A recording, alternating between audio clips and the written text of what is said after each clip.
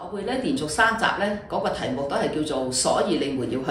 上一集係講所以你們要去，今集呢個重點係喺你們，所以你們要去。大使命唔係一個人嘅事，亦都唔係一個教會、一個機構或者一個差會嘅事，而係整個基督嘅身體、普世教會共同努力去完成嘅事。耶穌頒布呢個大使命嘅時候，有啲人呢，佢哋識得去敬拜耶穌，因為知道佢就係復活嘅基督，係永生神嘅兒子。但係當中仍然有一啲人疑惑，11個門徒裏邊，其中仲有人疑惑，又或者更有可能係其實當時都有另外一啲嘅群眾在場，而佢哋咧就心中有一啲嘅疑惑。無論如何佢哋咧都係男定主義啦，係諗鬼魂定係人嚟㗎？係見異象定係見真實嘅耶穌啊？咁樣係啊！我哋有陣時都會可能有我哋面對嘅疑惑。今日你面對大使命，你有冇有啲時候覺得，哎呀，我只係一個平信徒，我係一個咧 small potato 小角色啫，多一個唔多，少一個唔少啦。又可能你覺得，哎呀，我傳福音傳咗咁耐都冇乜果效，好挫敗，我都係平平凡凡就算啦。或者咧，你會唔會又覺得呢個世界咁多挑戰，人心又好剛硬，好難影響別人，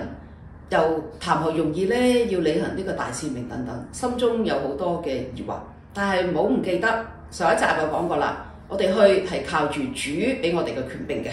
同時間我哋去唔係單打獨鬥一個人去嘅。昔日耶穌吩咐門徒去傳福音嘅時候，都係叫佢哋兩個咁樣去，係咪？所以咧，我哋都需要有同伴，我哋需要咧能夠彼此嘅打氣，我哋需要咧恩賜嘅配搭。當我請啲神學生落街去報道嘅時候，我都係叫佢哋2、3個人一組。有啲時候係有一個人喺度講福音，另外嗰2個咧就喺度旁邊默默嘅禱告，係咪？有啲時候咧，我哋需要做一啲嘅服侍，譬如咧可能咧去為一啲人咧有啲痛症舒緩嘅按摩啊。當有人咁樣做嘅時候，其實都可以一路做一路默默嘅禱告。另外亦都有人可以喺側邊一個按摩，另外一個咧按著神嘅感動，説出一啲祝福嘅説話，為對方咧嚟到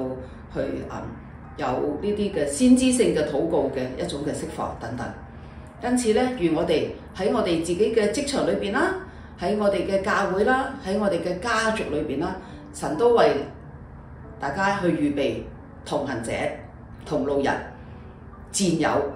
讓我哋一齊咧嚟到去服侍嘅時候，亦都咧常常去分享見證，去激勵人心。我哋同心合意去面對呢一個嘅大使命嘅託付。